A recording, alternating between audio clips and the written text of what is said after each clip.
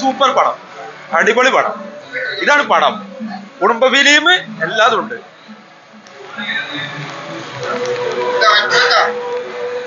റിയാസെ super പടം. എനിക്ക് 49 വയസ്സായി.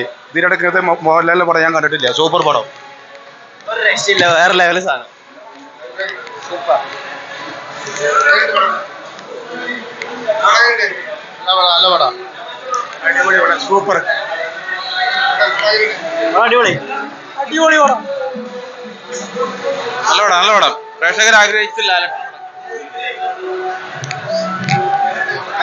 സൂപ്പർ പടം, നല്ല സിനിമ, അടിപൊളി പടം, സൂപ്പർ, നല്ല പടം. സൂപ്പർ ഹിറ്റ് പടം ലാലേട്ടൻ, സൂപ്പർ ഹിറ്റ്.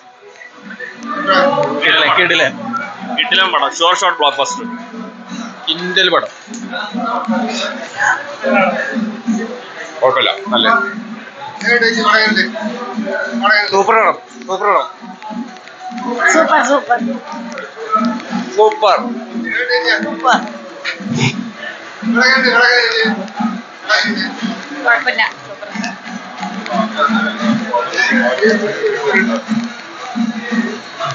സൂപ്പർ പടം, സൂപ്പറാ, സൂപ്പർ മൂവിയാണ്, super movie. Nice movie. Tharun Moorthy ചേട്ടൻ ശരിക്കും ഞെട്ടിട്ട് കളഞ്ഞു. സൂപ്പർ പടം, നന്നായിട്ടുണ്ടായിരുന്നു. നല്ല നല്ല പടമാണ്. ഗംഭീരം തുടരും. ഗംഭീരായിട്ടുണ്ട്. നമ്മള് എന്താ പറയാ, ഒരു ഭയങ്കര സോഫ്റ്റ് പരിപാടി എന്നുള്ള രീതിയിലൊക്കെ ആണ് പ്രൊമോട്ട് ചെയ്തിരുന്നത്. പക്ഷെ ഒരു രക്ഷയില്ല, ഗംഭീര പരിപാടി. പടം ലാലേട്ടൻ്റെ ഒരു സൂപ്പർ ഹിറ്റ് പടമാണ്. തുടരും.